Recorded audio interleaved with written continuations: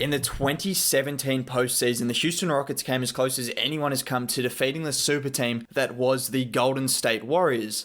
Had Chris Paul not got injured, you could definitely make the case that they would have won the series. Since then, they have lost in the second round 2 years in a row to the eventual finalists. Disappointing outcomes, yeah, but hardly tragic results to lose to the two teams that were considered the best in the NBA at the time in both years, and to the two teams that could have easily won the championship. The Warriors fell short and the Lakers look likely to win it now. But because of how reactionary everyone is, the Houston Rockets have gone from a team that has taken the super team that was the Warriors further than anyone else has ever done before, just 2 years ago, to a team that needs to blow it up, a team that is in a dire situation, and a team that no longer has any chance at winning. Small ball sucks. Harden is a choker. Westbrook sucks. PJ Tucker needs to grow another 5 inches. Pause, not like that. Daniel House would not have won them the series. A 49-year-old Tyson Chandler can't be your best center on the roster. Mike D'Antoni needs to retire. Austin Rivers needs to join his dad at the unemployment agency. Now, some of these takes are somewhat true, but pretty much everything that has been said about the Rockets is nonsense. People do this thing where everything that happens over the course of a series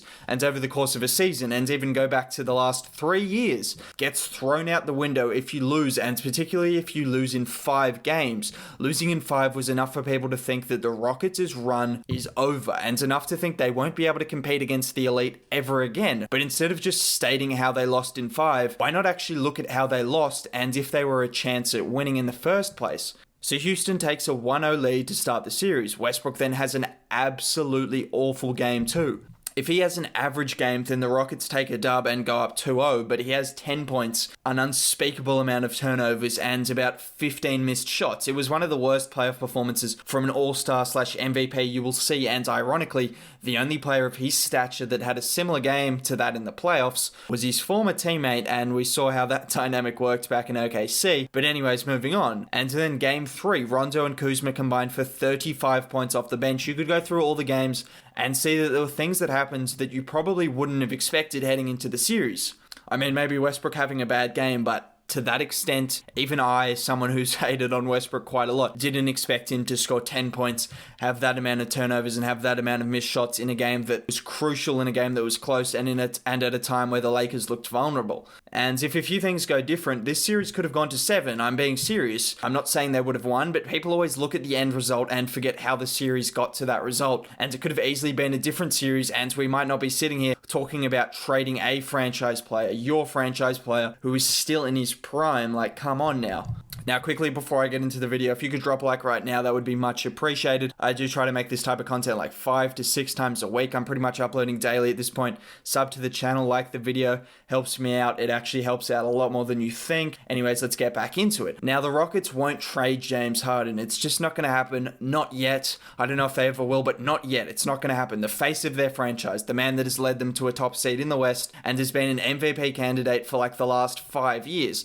The Rockets need to make some changes, and they are starting by hiring a new head coach. But people are definitely overblowing their situation. James Harden makes you a top seed in the West. James Harden and James Harden alone makes you a contender. Whether you think he is a flop or whether you think his game is boring to watch because of his isolations and predictability, he's still their franchise player and one of Houston's greatest players of all time, and one of the best 5 players in the league. And the reason he is being linked with teams is because everyone would want a player of his caliber. You might hate him, you might call him overrated, but deep down inside, not even that deep down inside, pretty much on the surface level, you all want him on your team. Maybe Warriors fans don't want him as much as others because they could probably get away with just having Steph and Clay, but even still, bring him off the bench like his days in OKC. Everyone would want James Harden. Everyone would want a player of that caliber. Let's not kid yourselves here. Now, yeah, it's cool to imagine the idea of having Harden in Philadelphia, reunited with D'Antoni, playing with Embiid, an all-NBA center, and the 2 best contracts in the league in Tobias Harris and Al Horford, but I just can't see that happening this year. However, let's look at what a potential rumored trade package would look like, just for the sake of looking at it and seeing if it's that ridiculous.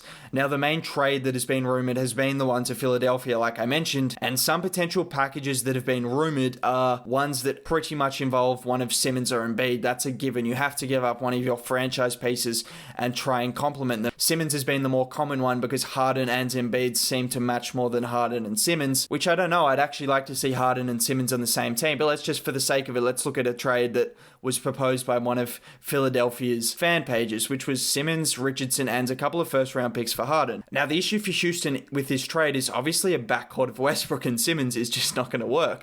Do I even need to explain to you why you wouldn't want Simmons and Russ in the same backcourt? So you would then have to move on Russ, and you would be left with a team full of aging role players and a pretty slim number of good future draft picks and absolutely no other talented young players outside of Simmons. The Houston Rockets don't have young players coming through the ranks like other teams that you could look at. They pretty much have an aging roster of good role players and 2 star players and a superstar player in Harden.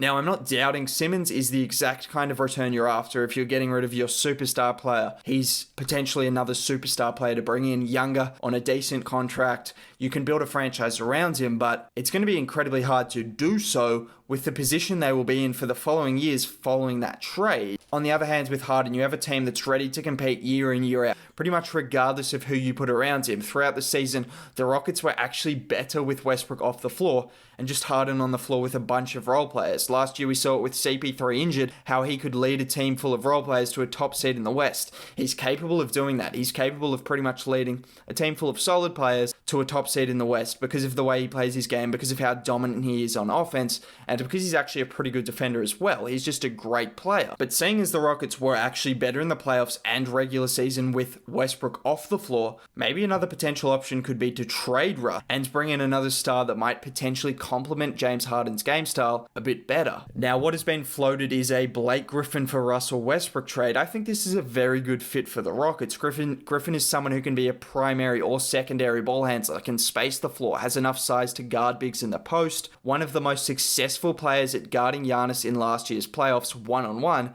and this was on one leg with pretty much no help coming from a Pistons team that were getting annihilated. Some people were saying this was disrespectful to Westbrook. Are you kidding? Griffin put up absurd playoff and regular season numbers last year carrying a hapless Piston team. He had pretty much no help and he was putting up all NBA numbers and even dominated in the 2 games he played against the Bucks team on a torn meniscus. Like, come on. Get him a player like Harden and a team with spacing and hardworking role players that will do the hustling, that will do the defensive duties and just shoot when needed, and he's going to thrive more than ever. He was injured coming into his time as a Piston and bounced back. Why can't he bounce back from his most recent injury? His game is no longer reliant on athleticism, it's strength and skill, and I don't think that is diminished in the slightest. In my opinion, Griffin has everything the Rockets would want from a second star and would be a great fit. He has at least 2 more years at an all-star level. I guarantee it. Actually, let me not say that because that is a curse. Blake will be good, trust me. I'm not going to give the Chuck guarantee because that seems to always go the other way and I don't want to ruin someone's career. In terms of for the Pistons, you could say as a number 1 option, maybe Russ offers more for a team just because of what he can provide. Plus, he has a huge following, will bring people through the gates, which is a big issue for the Pistons. So that could be a reason why they would be interested. I think they're both at a similar level when healthy, but Blake is a better complementary player in my opinion, and Russ is probably better to have as your guy because he can just give you 30 and 10 a night and just go non-stop. So I could see why both teams would be interested. It seems to make sense from both parties. I think Blake's slightly a better player in my opinion. That's not recency bias. Blake's one of the most underrated players in the league, can fit next to pretty much anyone, and would be an absolutely amazing fit. Then there's a few more interesting options. Miles Turner may be available and he could be a terrific fit given his ability to shoot and to protect the rim. Harden's going to get the best out of him like he did with Capella and he could be a perfect role player. Or trying to find a way to bring in Kevin Love, who has been a long rumored option and has long wanted out of Cleveland, could be another interesting option. We know what he provides. We know what Kevin Love would do. He could be another good option. One thing that I wouldn't do would be trade James Harden. That would be the absolute last thing on my mind. That would be the absolute last thing to do. You can't blame him for the playoffs. He performed well, like very well. He was incredible against an OKC team that had a player that literally was perfectly built to guard him. Not to mention Chris Paul was on that team, a player that knew his game inside and out and probably told Dort and every other player all they needed to know about how to guard him, and he still managed to go off pretty much every game except Game 7, but we know he made that clutch play in Game 7 anyways, so all is forgiven. Then in the next series, Harden and the Rockets came up against a team most people think of as the best in the NBA, the best defense in the NBA, that can't be questioned, and he was good again despite being double teamed on pretty much every possession because Russell Westbrook couldn't make a single play in the half court or make a single shot from beyond the arc, and that allowed the Lakers to double Harden every time he passed half court. I think you need a big that can shoot like a Turner or a Love, or ideally a Griffin who does a lot more than that and is a game changer.